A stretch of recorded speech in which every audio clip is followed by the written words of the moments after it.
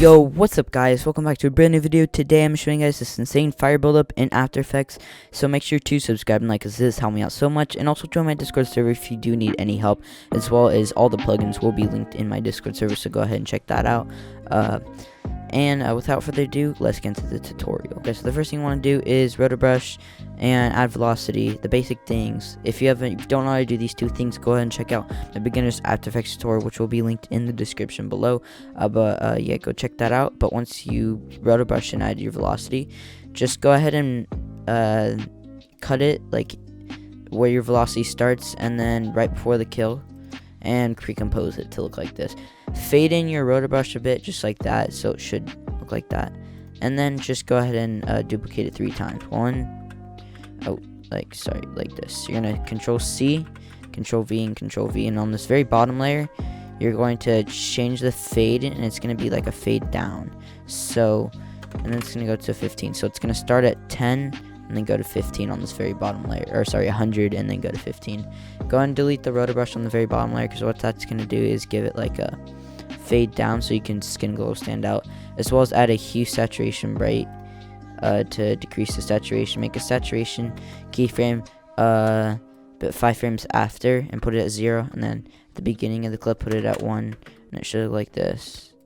And then now for the skin glow part, just go ahead and apply the preset, the fire skin glow. Make sure you add the fire skin glow, and then on the second layer right here, the middle, add the displace. The displace. And then on this bottom layer, you're gonna actually copy this bottom layer, copy it up here, pre-compose it, and once you do pre-compose it, it takes a bit. Just trim it up to the same size as this bottom one. Control Shift D to split. And I'm just gonna trim to the same size as this over here, or just the same size. And then what you're gonna do over here is grab your little masking tool, which try to make your mask is pretty identical to me. But what you're gonna do is zoom this out a bit. I'm just trying to find a good percentage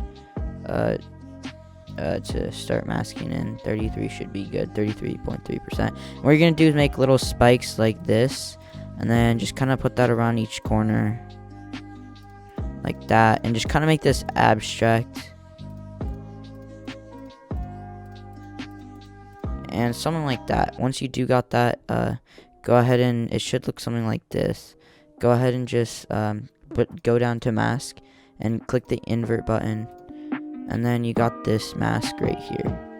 And the thing you're gonna do is actually right here, you can see that it fades out, or since we copied it, it has like the keyframes for it to fade in and out. But we're actually gonna remove these, the transform thing right here where we faded it out. Just put it to 100, delete the keyframes, and go back to the comp one and go ahead and apply the skin glow, which is going to be a little bit weird, but you'll see what we'll do. So it's going to look like a fire thing. If your fire thing doesn't look like the same color, it's because I have a color correction on. But yeah, the next thing you're going to do is, after you apply the skin glow to this mask right here, add the fire mask, and it should look something like that. And then it creates like fire. I think it's pretty nice and cool. It's basically just like an auto paint with a bunch of like warp bubble and stuff. But yeah, once you do that, go ahead and you're pretty much done. You just the final 2 things we're gonna add is the cinematic bars and the movement, or like the pre-shake, sorry, or whatever you want to call it. I'm gonna move this adjustment layer all the way down to where my clip is. So go ahead and just put this adjustment clip on the clip, and then just kind of like make the same size as all these others. But you're gonna make it a little bit bigger, stretch it out a bit more, and then Control Z. Control Shift Z. I don't know what happened to my thing. Okay, there we go. There. Then just go ahead and apply the it's called the movement, and just go ahead and put that in, and then select all these things and hit U. Then you can if you want to, you can hit F9. Just gonna smooth fade them. and then put these end keyframes, select all these, put the keyframe farthest to the right onto the kill, sync up the kill, and it should look like something like this. I'm gonna pre-render and quarter just to show you what this looks like. But yeah.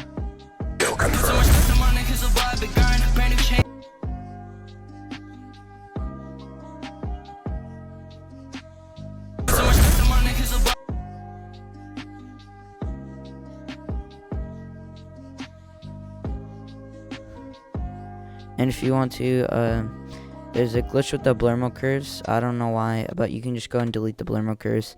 You don't really need it, but it should just look like this. But I'm gonna actually keep this blur mode curves, and I still haven't fixed the preset, but for some reason it doesn't like load the actual keyframes. Keyframe it at the beginning, at 1, and then go to here and keyframe it about at 0.4, and then go back to the kill and just put it at 9, and then you can copy, so it just looks something like that. And then we're going to add a warp to this, so just go and drag in a warp, just the regular warp, no plugin needed. Drag this on, and at the very end, or put it at fisheye, and then at the end put it at -60, and then like 10 frames before, 1 2 3 4 5 6 7 8 9 10, put it at 20 or like 15, then go to the very beginning of the clip, put it at 0. And then the final thing you're gonna add is just go ahead and duplicate this clip, and then delete everything off this, and add motion tile, which this is the cinematic bars in case you don't know how to do these. It's just a motion tile, pretty simple. You're gonna go to the beginning of this, you're gonna make the output width at 100, and then go to maybe like 10-20 frames. I'm gonna go around 10-15 frames, and then so just make it 10-15 frames before the kill, and make sure it's before the velocity starts, and put it at like, I think 80's good. 80's good. Oh, sorry, not the output width, I meant the output, I keyframed the wrong thing, the output height. But yeah, just keyframe it to 80, and you can probably make it bit smaller. 85 might be good, but kind of just make it slowly fade in, whatever you think looks pretty good. But I think that looks pretty good, and I think I'm done, so it's just show the